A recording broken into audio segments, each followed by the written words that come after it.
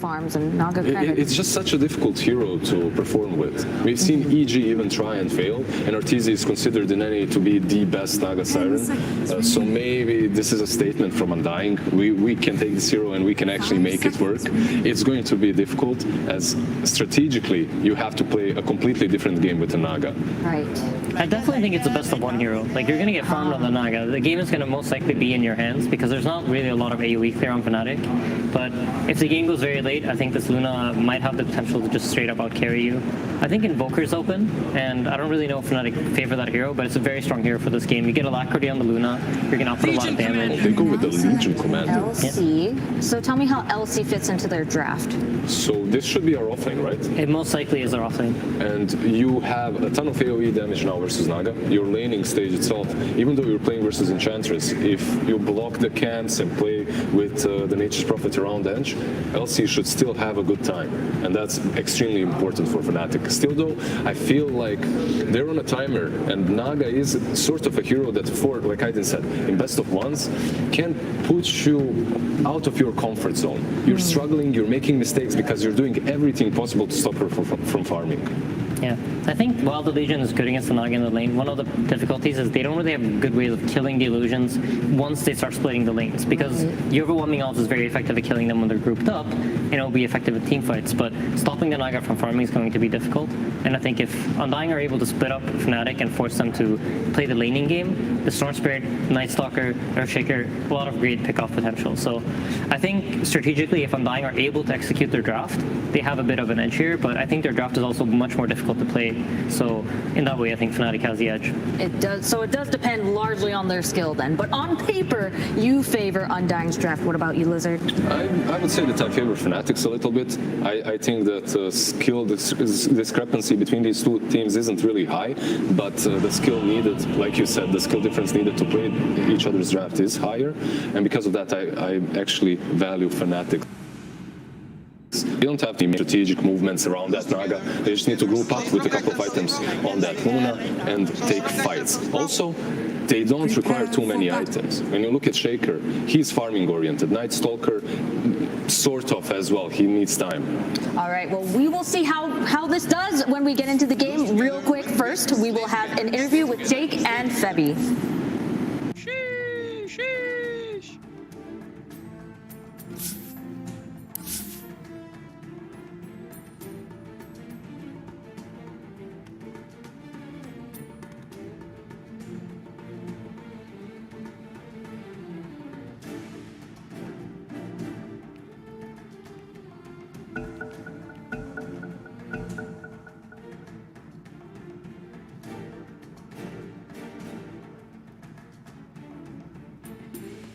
Tai nạn quá. Không sao, winnable guys.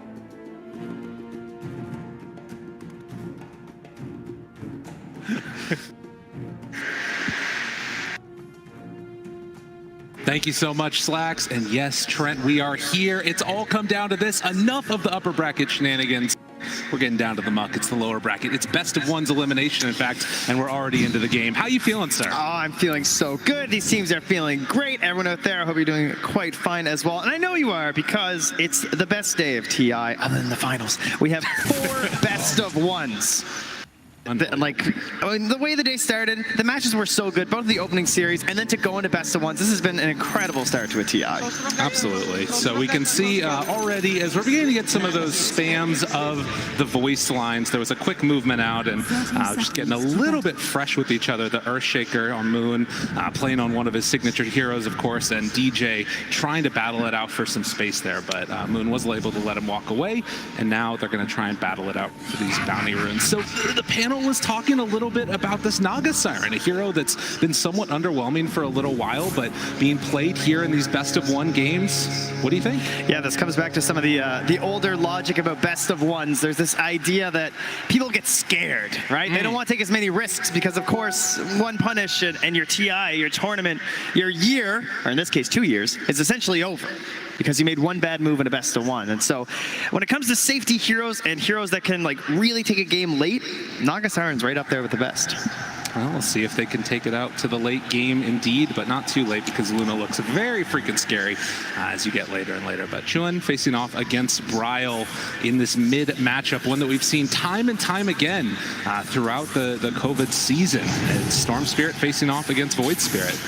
And we'll see if they're going to be able to get off to some decent start, early rotations, most likely from the Void and what Bryle wants to do in the Storm. Yeah, they have quite the battle throughout the entire game, right? Of course, they're both Spirit heroes, so you sort of know what they're up to, trying to get good initiations and pick off potential to set their teams up for the 100 to death on a single person, just bringing them down instantly. And you know, Storm has to be a little bit more concerned about potential rotations, but these days we're fairly busy on the side lanes.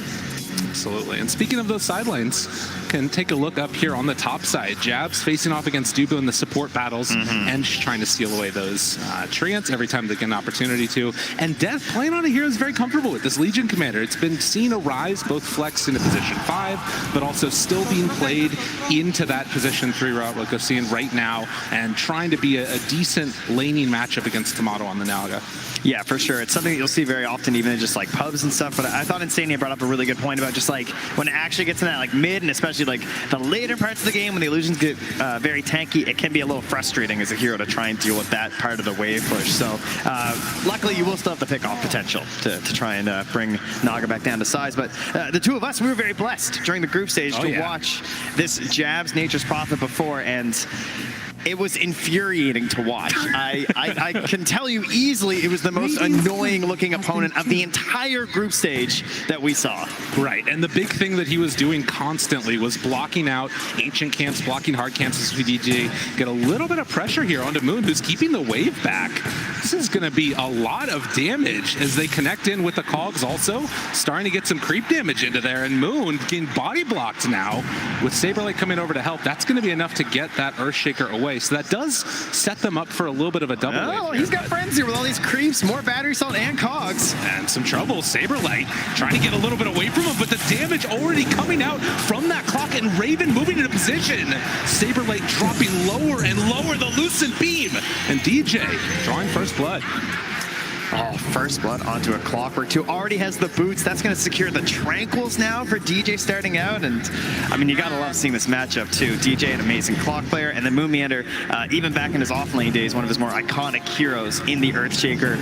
Probably the one I would choose for him if I was going into a best of one. And I said, you know, he loves having the team on his back. He loves being able to just, like, pump them up and make that big play. And Shaker's one of the absolute best heroes right now from the position 4 to do that. I mean, literally every TI time, Earthshaker just comes back, right? Like, people just love this guy. Punish his mistake. It's everything you want. Valve has an agenda. You know, there's some Earthshaker players there. It's quite obvious. There you go. That's fair enough. So you can see DJ again zoning back with this clock position 5 as in the mid lane. We haven't really taken too much of a look at it, but Chuan getting a little bit of the lead right now. 20-5 versus the 17-1. Nothing really to write home about. Obviously has that Quelling Blade and a little bit of that damage battle being played out there mid. Yeah, and of course, Undying always trying to get Bryle off to a decent start so that he can make those plays across the map and secure that late game for Tomato. So you can see they've already covered his small camp there to ensure that's going to be there for the Storm Spirit. Always an important tool. Don't want to have that blocked out like so many teams have been doing. Right, and because of that, you're seeing the rotation that comes over both supports, wanting to ensure that they don't get a Runa, but Chuan's still able to get it. 2 supports rotate to his lane, and he still gets a water rune. Pretty good play. Nah, that is definitely not ideal. On the other side, though, Dubu does secure the bounty rune up top, which, of course, Jabs is now coming over to check. And, well, Jabs will find that his own camps have been messed with this game, thanks to Dubu. Very well played. So yeah, a little bit of a steady start as we go into this best of one, but the rotation's coming now from Dubu. They want to try and slow down this Void Spirit if at all possible. And for the moment at least, you know, Naga Siren just completely free, heads off into the jungle, Tomato left alone. Yeah, Jabs is like wandering around up here like, guys, I think they're just gone, you know? They've blocked off the hard camp themselves to take away a little bit of fire from Tomato. Now Jabs will send in the Trance to Scout, but now he's just helping bottom. Down bottom, but saved by Moon. Jab's rotation not able to bear fruit as Saberlight going to continue to play a little bit on the weaker side, but now as we get to this 5-minute mark, this is where Night Stalker can start to shine a little bit, going for that 2-1-1 build. Yeah, we saw Jabs a lot of early points into teleportation the last time we saw him play this hero, just trying to get active all across the map. And he has another good game for it here, right? Luna, if you're trying to like last it versus the hero, you're never quite sure when she's gonna like turn on you and get a stun and lead to some kills. And of course, following a clockwork all game is always gonna be good too. As you can see, Bryle's still not level 6. So they want to put some pressure on. Jump in right away, only level 5 right now on Bryle, but they move in with the Nature's Attendants to heal him back up. So Bryle will live through that. Not so lucky as DJ. Good rotation, and right now Dubu, the man making the moves. Dubu with the baits, hiding behind the tree and popping out there with the help of the Satyr. Turning what looked like a free kill onto an underleveled Storm Spirit into a reverse back. And you can see kind of the differentiation that we're seeing between these two teams, right? There's this core combo of heroes that have pretty good CS, but it's really supports on Undying that are trying to make up for that differential in terms of their net worth as well. Oh, and Moonman are even messing with these darn treants here. Came over trying to get the rune. He's able to take that. Now, Jabs did manage to deny another one, but he might also be Dubu. Oh, nice. Goes down. So they're able to make that move over. Bryle does get the Obs ward, but comes at a cost. And Jabs is everywhere. Going for the urn, same build as last time too, and yeah, once more Tomato, you can see there just farming away through the jungle. Nothing too surprising, item build wise. Manta coming out first here after the treads. Tomato definitely has been a standout player. I will say it feels a little bit different than some of the other heroes that he's been on recently. When I think of Tomato, particularly throughout the DPC and everything else, it was like a Monkey King, that type of active can sometimes get in there hero, but swapping it up in this time and playing that Naga, we'll see how he does on it.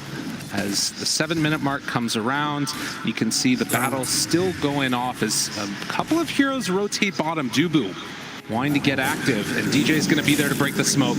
The cogs down, Moon hoping to break this, but of course, the Clockwork versus Shaker dynamic, but he's able to get that fissure block off. Moon Meander moves over, and Saberlight trying to play cleanup as DJ going to take him for a little bit of walk. This space created, but in the end, he will fall. He's dying there, but he just saved Raven, right? Yeah. Raven was in trouble. There are some benefits here. You are the Luna, so you're going to have that bonus night vision. Of course, they're mostly going to be trying to make plays on you at night. You know, that's kind of what Night Stalker lineups do. So already going to be helpful there, but still best that your carry doesn't go down, and well played there from DJ. And look what his other teammates are doing here, pressuring into that mid lane, bringing over those supports once again. Moonman or Dubu, I feel like, well, particularly Moon, going to be very under-leveled with how much movement he's had to incur here. Yeah, not necessarily what you want out of that Shaker. Loves to get into the quick blink dagger, but they need him. As the opening starts in full commitment for the runes, you can see they're really wanting to play around that whenever Storm gets an opportunity. Unfortunately, this time for Undying, it's only an invisibility, which Fnatic are sure to be thankful about. Yeah. And the easiest player in the game has got to be Death. I mean, top of the net worth, 58-11, big old goose egg, and the KDA. He's just chilling. He's having a great time. Bring up health to start, so his laning stage isn't going to be that big of an issue. And with phase boots already done and bringing out the full wand, he can be probably the strongest hero on the map right now, potentially, with the exception of like the Void Spirit. Now they're trying to pressure DJ down bottom. They missed the Fissure, but they do at least get the block off. Nicely played. Cogs down. Are they going to fully commit to this one? Doesn't look like it. And instead, they will let him live for the moment as top tier 1 tower goes down. They're trying to mirror this movement and put some pressure on the bottom lane. The second Dubu couldn't contest top, he TP'd to the bottom lane, has to come down here, grab a creep. Of course, one of the weaknesses of Enchantress, you're not exactly the best at going from one end of the map to the other if you've recently enchanted a creep, but we'll just grab some creeps here and start hitting away. Absolutely. Top lane, Ryle. Yeah, this should be a real easy active, setup. And there's the pull-in. They've got him caught for the moment. Gonna pop ulti from Saberlight as the chase down comes. And yeah, there was just absolutely nothing Death could do as soon as Bryle was there. And also, on the other side, find themselves 1 kill, pulling back onto Moon. Look at this, Fnatic making the moves that they need to as they find 2 in return.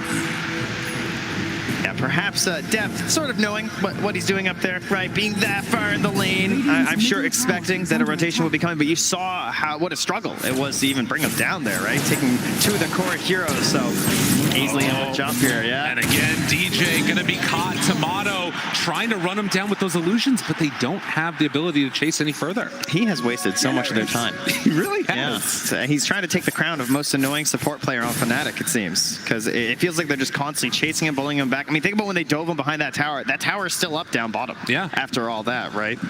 Still plenty of space here, and gives Raven a little bit of safety as you move through your own jungle and up to your Ancients. You can see the line even being drawn by DJ saying, all right, bottom's mostly done. We're going up the top side of the map here. I want to push them away from our Luna's new camps here. So in towards mid they go yet again. On to Saberlight, the pullback, the rundown. Do they have enough though? Doesn't look like it, but the clockwork hook shot in afterwards. They got Moonmeander locked down and killed. Last time Saberlight gave up his life. This time they turn around and take down Moon instead. And now it's pressure onto the middle tower here. The next lane to perhaps go down here. Catapult wave is here. Saberlight being zoned back. And they just can't do anything. And in fact, Saberlight, if he's not careful, he might also fall. So Chua and DJ making the moves, taking down this mid tower, and if Undying aren't careful, they're going to get shut out of their entire map. I see 5 heroes, I see 4 points Lunar Blessing, and I see 1 very dead tower. This is deadly for Undying. They will also deny that tower down bottom. So even when they're finding tower and objective kills on Undying, it comes at a cost. Undying picking up some extra gold from that one. Oh, now, surely they got to get this one, right? Oh, the DJ. toy. It's just away. They're playing it too clean right now in Fnatic. This is really solid DotA. I mean, I feel like, wait, you heard, oh, well, I'll have to wait for this one. Oh my God, immediately into the cogs pushback. Dude, DJ is everywhere. The amount of resources that have just been wasted by him is absolutely ridiculous. I mean, Stormy, you need every bit of mana right now, right? You're playing a hero down. They're willing to bring 5 heroes to a fight. You are not. So Storm has to do a little bit more lifting than is required from the Void Spirit, and hard to do that when you're constantly being annoyed once more. Well, and some of this obviously is going to be, as we see Jabs also there, denying one of the bounty runes with those treants. That's the other thing that he was doing pretty consistently. But they haven't really been able to find good runes for Storm, even though they've gotten each of them. The Invis, that one time we saw just now an Illusion rune picked up as well. Not necessarily there for kills, but this one at least will allow him to play a little bit more aggro. Chua, in the meantime, trying to get into the Yule Scepter. One thing that I really like is that Fnatic aren't panicking about the Legion commander. Because sometimes you'll see a Legion who just like starts hunting and smoking and everything, but like why? You know what I mean? I feel like Death's just having a free game. Yeah, it sure died the one time, but it's all right. Oh my God, is DJ gonna get away yet again? Ryle pops in, the Earthshaker Fisher comes out, tries to bring him down. DJ ends up falling in the end, but they kill off the Storm. What a cost! Echo Slam afterwards, trying to find something right now for Undying. Can they get any more? Juan backs away, but there's the duel gonna connect now onto Saberlight, and with Raven moving in, it's gonna be another one biting the dust. Undying lose 2 in exchange for 2, but it's much bigger with the mid and off lane going down. And on the other side of the map, you can even see Tomato trying to hold this game together for his team, being chased around by the treants. It looks like he did get the spawn at the very least this time, so will have some Ancients that he's able to farm. Not taken away for once, but so much pressure, and there's the replay. All for a D ward, of course, and DJ almost getting away with another Tumbler's toy. Unbelievable. And just so much that pressed the attack right there, too. Yeah. Just a little bit. Oh, unbelievable. And then the Echo, obviously, to try and turn whatever they could afterwards. But by that point, having lost the Storm, it already felt so bad. And a quick and easy duel rundown. So with that, Fnatic take a 2,000 gold lead. At the very least for Undying, the saving grace, Tomato. Been able to get some AFK farm sitting top of the net worth. What does this Naga need to do in this game? Well, wants to contribute sooner rather than later. So currently eyeing up an Orchid, which I would say would be quite a good option here. And yeah, Void's going to have the Yules early on for sure, but you know, Storm's not going for an Orchid right away. Tend to try and avoid that these days on the Storm Spirit, as DJ will shove back his opponent there. Almost able to connect. The Tumbler's toy doing a lot for that clockwork. Maybe one of the best Tumbler's toy games that I've seen in a while. Able to make a lot of escapes as well as a couple of those initiations. Didn't quite connect that time.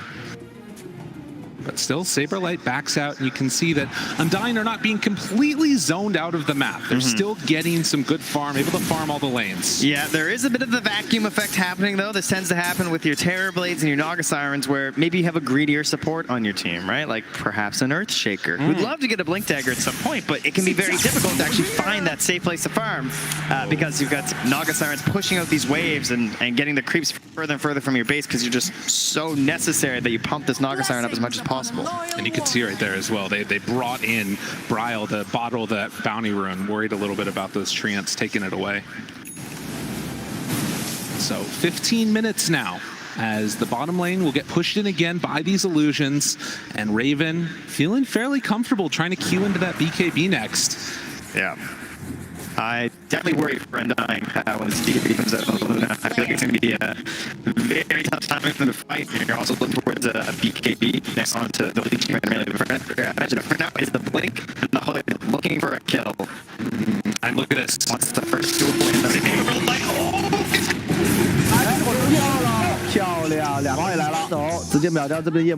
When you have that clock vision and initiation, it's easy as pie. The Max Lunar Blessings are so good this game. Like, it's such an excellent idea to use this versus the Night Stalker. Just run into their territory and take away that advantage the hero's supposed to have. Like, it's difficult to prep for the setup that you're supposed to have this edge over your opponent. Oh, it jabs. He's hunting. He's looking. Ward behind. Oh, they got him off in the trees. Fnatic, they find themselves a target. Echo just to try and escape, and they won't be able to. Now Bryle looking to try and turn on this, but another Cogs pushback.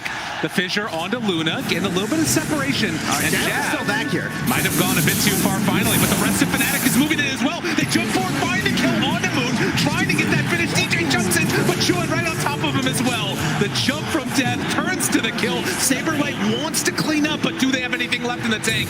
Chuan gets the TP away. Raven, BKB, TP's out. A good escape from Fnatic, although they might be able to play a little bit of cleanup there. Death, blinking one, gets out. Not going to catch any of those stragglers. Overall, I would consider that a pretty big win for Undying, considering how that fight started. First off is, oh, well, even more so, perhaps. He stuck around to juggle for a second. I think everyone else is ditched, though. They're not coming. We're fine. Yeah. But, yeah, they hold the tower. Right now, that's the name of the game for Undying. They're just trying to slow things down, extend this game out as far as they can, and it's only a 2K lead, whereas it feels like, for a lot of this game, Fnatic have been in control. It's true. That's the thing that's kind of interesting about it. And using that first BKB charge, if they do start to wear down a little bit low on Fnatic, that's where maybe you're overextending slightly and things could get a little bit dicey. By the way, Orchid done on Tomato. Gotta be careful here, Fnatic, as they smoke into this. Oh, and they need Tomato here. They're gonna break it immediately onto Dubu. Let's go. Ends up dying with a hook shot, looking forward for more. Saberlight, he's also caught. Has to back out of there. He's dropping down lower and lower. And Undying, they wanted to hit that timing and take the fight, but they were already too dead. This is such a good game for support Clockwork because your opponent is trying to stall. They're trying to hold things out. And so when you get these little picks, they're happy to just send off Dubu, you know, push him out on the ice flow to save the rest of the village. But in this case, DJ, you know, he just says no. He's going to hook shot way into that back line and keep that fight going. Get that +1 kill. Now looking for more. So many times, how many moments have we seen a Naga song in the Roche pit? Have to be careful about this opening. No Blink Dagger yet done on Shaker. This is the scariest time at this point in the game for Undying if they give up this Aegis for nothing. But you can see Fnatic respecting it. Jump forward though. They find one again. It's Dubu. Song immediately afterwards. Thinking about jumping. They want to get the vision. Moon can get her right on top. And with the silence afterwards, do they have enough for the fight?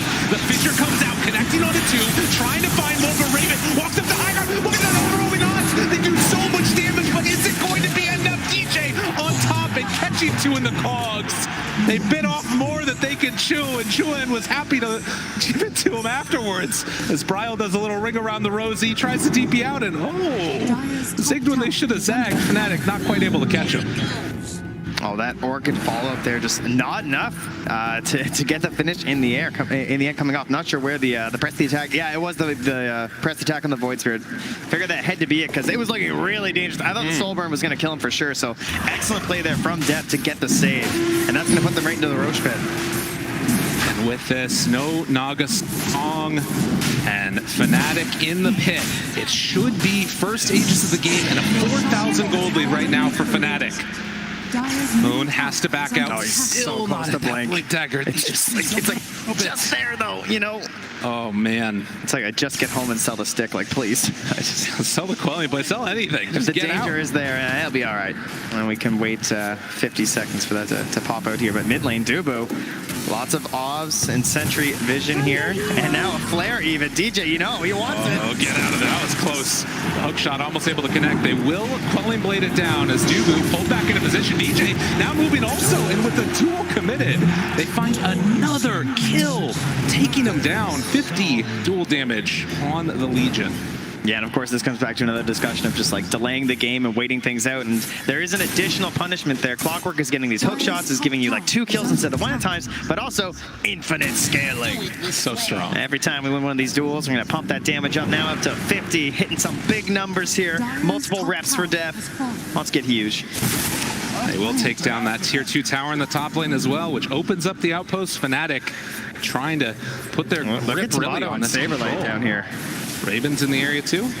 Dire's top Dangerous stuff, yeah.